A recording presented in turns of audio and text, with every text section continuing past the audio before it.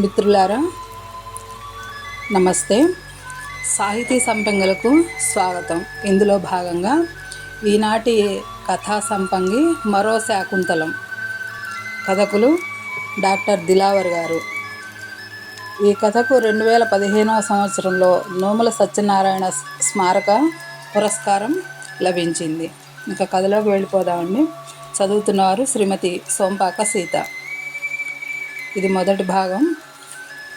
చుట్టూ కొండలు, వాటి అంచుల్లో విసిరేసిన చుక్కల్లా బిక్కుబిక్కుమంటూ చీమ్నా తండ, లోక్యా తండ, కొత్త తండ, దుబ్బ తండ, బేతంపూడి, తడికలపూడి తండాలు ఉన్నాయి. చుక్కల్లో పెద్ద చుక్కల వాటి మధ్య ఒక కోయగూడెం ఉంది. మొట్టమొదట ఆ గూడానికి వచ్చినప్పుడు రాజాకు ఏడుపే తక్కువ.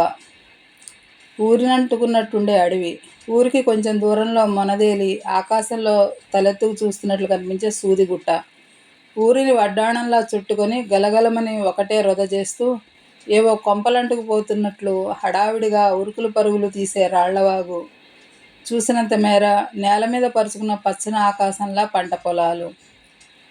ఇక వరుస క్రమంలో కాక ఇష్టం వచ్చినట్లు అక్కడొకటి ఇక్కడొకటి చెల్లాచెదురుగా విసిరేసినట్టుండే కనిపించే పూరిళ్ళు. ఎక్కడో మారుమూలలో బితుకుబితుకుమంటూ ఉన్న ఈ గిరిజన కుగ్రామంలో ఎవరో ఒక రాజకీయ నాయకుని ప్రాబల్యం వల్ల ఒక హై స్కూలు, ఒక ప్రాథమిక వైద్యశాల ఏర్పాటు చేయబడ్డాయి.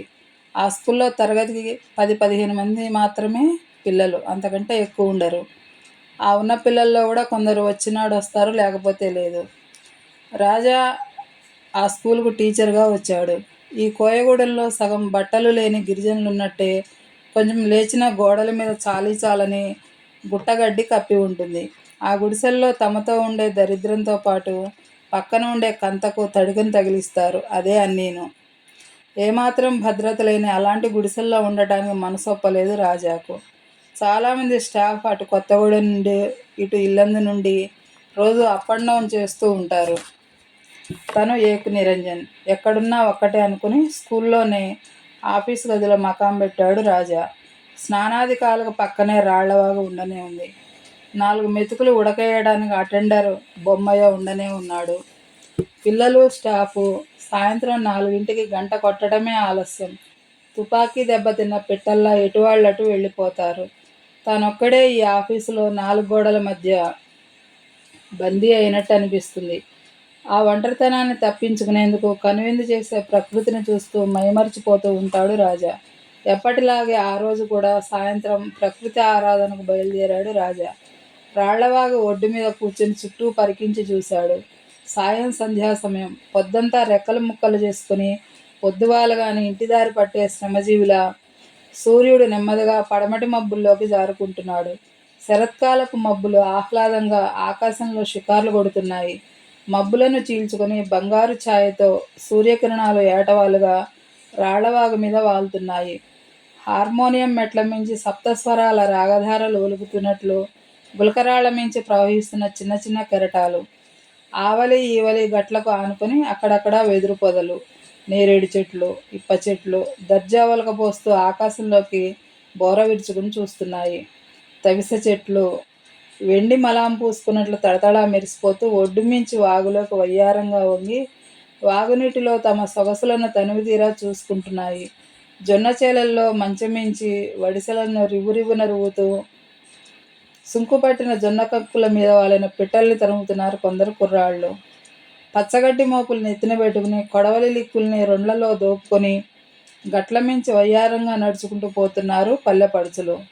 ఆకాశపు నీలికురుల్లో అర్ధచంద్రాకారంలో అలంకరించిన కొండమల్లెల్లా కొంగలు బారులు తీరి ఎక్కడికో సుదూర ప్రాంతాలకు తరలి వెళుతున్నాయి. మడుగుల్లో కదిలే తెల్ల తామర పూలల్లా అటూ ఇటూ ఈదులాడుతున్న బాతుల మందను ఇంటిదారి పట్టిస్తున్నారు వాటి యజమానులు. పాలబుగ్గల పసుల కాపర్లు ఆలమందలను ఇళ్లకు తోలుకుపోతుంటే వాటి గిట్టల్లోంచి సుళ్ళు తిరుగుతూ పైకి లేస్తున్న గోధూళి ఆకాశానికి జేగురు రంగు అద్దుతున్నట్లుంది. ఒడ్డు మీద కాళ్ళు బార్లా జాపుకుని చేతులు వెనక్కి దన్నుగా పెట్టుకుని కొంచెం వెనక్కి వాలి ప్రకృతితో మమైక్యం చెందుతూ తన్మయంగా ప్రకృతి అందాలను తిలకిస్తున్నాడు రాజా. ఇంతలో హఠాత్తుగా కళ్ళు చెదిరిపోయేట్టు మిరుమిట్లు గొలుపుతూ ఒక కాంతి కిరణం చప్పున కళ్ళల్లో మెరిసింది. అదిరిపడి ఏంటా అని వాగులోకి తేరిపార చూశాడు రాజా. వాగులో రెండు నీటిపాయల మధ్య ఉన్న ఇసుక మేటలో చెలమ తవ్వుతున్నది ఒక యువతి. ఘాగ్రి కుట్టి పని చేసిన అద్దాల గాగరి ధరించింది. నెత్తిమీద అద్దాలు కుట్టిన ఎర్రటి గూంఘట్ వేసుకుంది. చెవులకు పెద్ద పెద్ద టోప్లీలు, ముక్కుకు పల్యాలు, కాళ్లకు లయబద్ధంగా గల్లు గల్లుమంటూ అదో రకమైన వింత సంగీతం వినిపించే వాంకుడీలు. వావ్! రాజస్థానీ రాణులంటే ఇట్లాగే ఉంటారు కాబోలు అనుకుని నోరు వెళ్ళబెట్టాడు రాజా. చెలిమలోంచి నీళ్లు తోడుకుంటున్న యువతి అప్రయత్నంగా ఒడ్డువైపు చూసింది. సరిగ్గా అదే సమయంలో ఆ యువతి కళ్ళల్లో కళ్ళు గలిపాడు రాజా. రెండు తటిల్లతలు ఎదురెదురుగా వచ్చి ఢీకొన్నట్టు ఇద్దరి చూపులు రాపాడాయి. ఒక్కసారిగా బెదిరిపోయిన ఆ యువతి దెబ్బతిన్న జింకపిల్లల కళ్ళు అల్లల్లాడిస్తూ కడియాల బిందె ఎత్తుకొని ఆదరాబాదరా వాగు దాటి కొత్త తండా వైపు వెళ్ళింది. లయతప్పు లయతప్పుతున్నట్టున్న గుండెను చిక్కబట్టుకుంటూ రాజా కూడా స్కూల్ దారి పట్టాడు. ఆ చూపులే క్రమంగా వారి ప్రేమనావకు తెరచాపలయ్యాయి. ప్రేమపాశం రెండు పేటలతో బలంగా పెనవేసుకుంది. పగలంతా ఏ పని మీద మనసు నిలవకుండా చిరాకు చిరాకుగా ఉంటున్నది రాజాకు. ఎప్పుడెప్పుడు సాయంత్రం అవుతుందా, ఎప్పుడెప్పుడు ఆ యువతి దగ్గర వాలిపోదామా అని మనసులో ఒకటే తొందర. అటు ఆ యువతి పరిస్థితి కూడా ఇందుకు భిన్నంగా ఏమీ లేదు. కుటుంబదాహం దేవుడెరుగు. పొద్దువాలగానే బిందె పట్టుకుని చెలిమె దగ్గరకు రాకుంటే ఆ యువతి తాపం తీరేట్టు లేదు. క్రమంగా వారి మధ్య దూరాలన్నీ చేరువయ్యాయి. అద్దరి ఇద్దరి అనే సరిహద్దులు కూడా చెరిగిపోయాయి. రాళ్లవాగు యమునా నది అయ్యింది. నీటిపాయల మధ్య ఉన్న ఇసుక మేటలు యమునా తీరంలోని సైకత స్థలాలయ్యాయి. వెదురు పొదలతో నిండిన చిట్టడవి బృందావనమయ్యింది. ఆ యువతి మరియు రాజా రాధామాధవులయ్యారు. వారి రాసలీలలతో పులకించిపోయిన వెదురు పొదలు వేణువులై అనురాగ స్వరలహరులలో ఓలలాడిస్తున్నాయి. ఆ రోజు వాళ్ళిద్దరూ అలసి సొలసి పక్క పక్కనే ఒదిగి పడుకున్నారు. మనం ఇలా అప్పుడప్పుడు కలుసుకోవటమే తప్ప నా గురించి నీకు గాని, నీ గురించి నాకు గాని తెలియదు కదా. ఆ యువతి కురులు సవరిస్తూ గోముగా అన్నాడు రాజా. గింతకంటే ఇంకేం తెలవాలే? ఇంకా వదలని ప్రేమమత్తులో జోగుతూ అన్నది ఆ యువతి. కనీసం నా పేరు నీకు, నీ పేరు నాకు తెలియాలి కదా. ఆమె అంతరంగంలోకి తొంగి చూస్తున్నట్లుగా సూటిగా ఆమె కళ్ళల్లోకి చూస్తూ అన్నాడు రాజా. ఓ పిల్ల, నీ పేరేంటి అని అడగాలంటే మీ భాషలో ఎట్లా అడగాలి? కుతూహలంగా అడిగాడు రాజా. తార్నాం ఖాయించారే అనాలే, నవ్వుకుంటూ అన్నది యువతి. తారన్నమ్మ కయ్యచారి, ఒక్కొక్క అక్షరం కూడబలక్కుంటూ అన్నాడు రాజా. రాజా పడుతున్న అవస్థ చూస్తుంటే లోపల నుంచి తన్నుకొని వస్తున్న నవ్వును బలవంతంగా ఆపుకుంటూ మోతి అన్నది రాజా వైపు కొంటెగా చూస్తూ. మోతి, ఎంత అందమైన పేరు! పులుగడిగిన ముత్యంలా ఉంది మోతి. అందుకే ఆమె తల్లిదండ్రులు ఆ పేరు పెట్టి ఉంటారు అని మనసులో అనుకున్నాడు రాజా. రాజా నెమ్మది నెమ్మదిగా లంబాడీ భాష నేర్చుకుంటున్నాడు. మరోసారి కలుసుకున్నప్పుడు ఏం చేస్తున్నావు అమ్మాయి అని మోతీని అడిగాడు రాజా వాళ్ళ భాషలో. ఏం లేదు అని రాజా గుండెల మీద చేతి వెళ్తూ సుతారంగా రాస్తూ అన్నది మోతి లంబాడీ భాషలోనే. మా స్కూల్లో స్వీపర్ పోస్ట్ ఖాళీగా ఉన్నది, చేస్తావా అని అడిగాడు రాజా. అలాగైనా రాజాను రోజు కళ్ళారా చూసుకోవచ్చని మనసులో అనుకుందేమో మోతి. సరే, మీ ఇష్టం అన్నది వాలు కళ్ళతో రాజాను చూస్తూ. క్రమంగా ఋతుక్రమంలో మార్పులు చోటు చేసుకుంటున్నాయి. ఆకులు రాలిపోయి మోడువారిన వృక్షాలను వసంతం ప్రేమగా ఆలింగనం చేసుకొని అనునయిస్తున్నది. వసంతుని బాహువుల్లో పులకించిపోయిన వృక్షాలు ఫల పుష్ప భారంతో బరువుగా ఊగుతున్నాయి.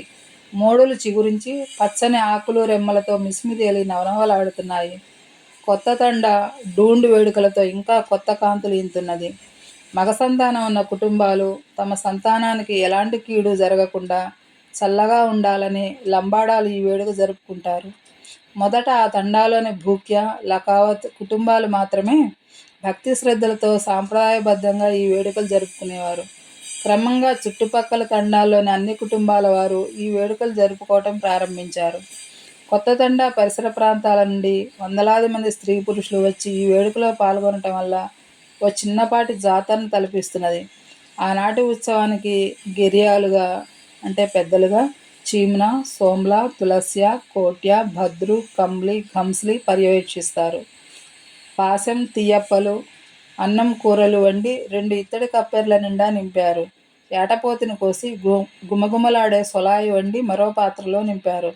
వాటికి రక్షణగా స్త్రీలు కర్రలు పట్టుకొని అర్ధచంద్రాకారంలో నుంచున్నారు. ఎదురుగా పురుషులు కూడా కర్రలు పట్టుకొని నుంచున్నారు.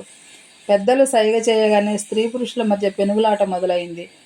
కర్రలు కలిశాయి. వంటకాలం చేజిక్కించుకోవడానికి పురుషులు శతవిధాలా ప్రయత్నిస్తున్నారు. తమ శక్తినంతా కూడగట్టుకుని వాటిని రక్షించుకునే ప్రయత్నం చేస్తున్నారు స్త్రీలు. సమయం గడుస్తున్న కొద్దీ ఉత్సాహం కట్టలు తెంచుకుంటుంది. బంజారా ఆటపాటలతో కొండా కోనలు మారుమ్రోగుతున్నాయి. ముసలివాళ్లతో మనవాళ్ళు మనవరాళ్ళు చతుర్లాడుతున్నారు. వయసు మీదున్న యువతీ యువకులు సరసాలతో మురిసిపోతున్నారు. వరసైన యువతులను కొందరు యువకులు ఆట పట్టిస్తున్నారు. మాన్సింగ్ చాలా రోజుల నుండి మోతీ మీద కన్నేసి ఉంచాడు. మాన్సింగ్ అదను చూసి మోతీ మీద చెయ్యి వేశాడు. చెయ్యి మీద పడగానే తుఫాను గాలికి చిగురుటాకులా వణికిపోయింది మోతీ. ఏం జరుగుతున్నదో తెలుసుకునే లోపల మోతీని అమాంతం తన భుజం మీద వేసుకుని పెద్ద పెద్ద అంగలు వేసుకుంటూ చెట్లలోకి దారి తీశాడు మాన్సింగ్. విడిపించుకోవడానికి మోతీ కాళ్ళు చేతులు గిలగిలా కొట్టుకుంటున్నా కండలు తిరిగిన మాన్సింగ్ బలం ముందు నిష్ఫలమే అయింది. దగ్గరలో ఉన్న తుప్పల్లోకి తీసుకెళ్లి భుజం నుంచి మోతీని దింపాడు మాన్సింగ్. ఆకలితో ఉన్న పులి లేడిపిల్ల మీద దూకినట్లు మీసం దువ్వుకుంటూ మోతీ మీద పడి బలవంతంగా ఆమెను ఆక్రమించుకోబోయాడు. కళ్ళు కన్నీటి జలపాతాలవుతుండగా 2 చేతులు జోడించింది మోతీ. భియా, నన్నేం చేయొద్దు. నేను ఇప్పుడు పరాయి మాలను. నా కడుపులో బిడ్డ పెరుగుతున్నది. నీ కాళ్ళు మొక్కుతా, నన్ను ఇడిసిపెట్టి దీనంగా ప్రాధేయపడుతూ వలవలా ఏడ్చింది మోతీ. పక్కనే పిడుగుపడ్డట్టు అదిరిపడ్డాడు మాన్సింగ్. కొన్ని క్షణాలు అతని మెదడు మొద్దుబారిపోయినట్లయింది. మోతీ ఏం చేస్తున్నదో అర్థం కాక మాన్పడిపోయాడు. చాలాసేపటికి ఆ దిగ్భ్రాంతి నుండి తేరుకొని పెళ్లి కాకుండానే కడుపైందా అంటూ గద్దించాడు. అతని కళ్ళు చింతనిప్పుల్లా మండుతున్నాయి. కోపంతో నిలువెల్లా ఊగిపోతున్నాడు. నా పెళ్ళి అయిపోయినట్టే, నూతిలోంచి మాట్లాడుతున్నట్టు పీలగొంతుతో అన్నది మోతీ తన భాషలో. ఎవడు వాడు? కళ్ళు పటపటా కొరుక్కుంటూ అడిగాడు మాన్సింగ్. భయంగా రాజాతో తనకున్న సంబంధాన్ని గద్గద స్వరంతో వివరించింది మోతీ. అంతా విన్నాక ఓసారి పెద్దగా నిట్టూర్చాడు మాన్సింగ్. పట్నపోళ్లను నమ్మొద్దు, మోసం చేసి వెళ్ళిపోతారు అన్నాడు తన భాషలో హెచ్చరిస్తున్నట్లుగా. ఆయన అట్లాంటోడు కాదు, చాలా మంచోడని తన భాషలోనే సమాధానం ఇచ్చింది మోతీ. అచ్చా అచ్చా అంటూ నోటికందిన మేకను విడిచిపెట్టుకోవాల్సి వచ్చిన పులిలా వెళ్ళలేక భారంగా అడుగులు వేసుకుంటూ వెళ్ళిపోయాడు మాన్సింగ్. రాజా కోరినట్టుగానే స్కూల్లో స్వీపర్గా చేరింది మోతీ. తరగతి గదులు, ఆఫీస్ రూము, హెడ్ మాస్టర్ గారి రూము ఊడవటం, రాళ్లవాగు నుంచి 2 కుండల్లో నీళ్లు తెచ్చిపెట్టడం, అటెండర్ చేసిన టీలు ఉదయం మధ్యాహ్నం అందరికీ ఇవ్వటం, ఇవి మోతీ చేయవలసిన పనులు. ఆ రోజు మధ్యాహ్నం అందరికీ టీలు అందించింది మోతీ. విశ్రాంతిగా ఓ చోట గోడకు చేరగిలబడి కూర్చుంది. రాజా పాఠం చెబుతున్నట్టుంది. ఖంగమంటూ కంచులా మోగుతోంది రాజా కంఠం. ఎందాక వచ్చింది మన పాఠం? మొదటి భాగం సమాప్తం. మీకు ఈ కథ నచ్చినట్లయితే లైక్ చేయండి, కామెంట్ రాయండి, మీ మిత్రులకు షేర్ చేయండి, సబ్స్క్రైబ్ చేయండి, నన్ను ప్రోత్సహించండి. రెండవ భాగంతో కలుసుకుందాం. ధన్యవాదాలు.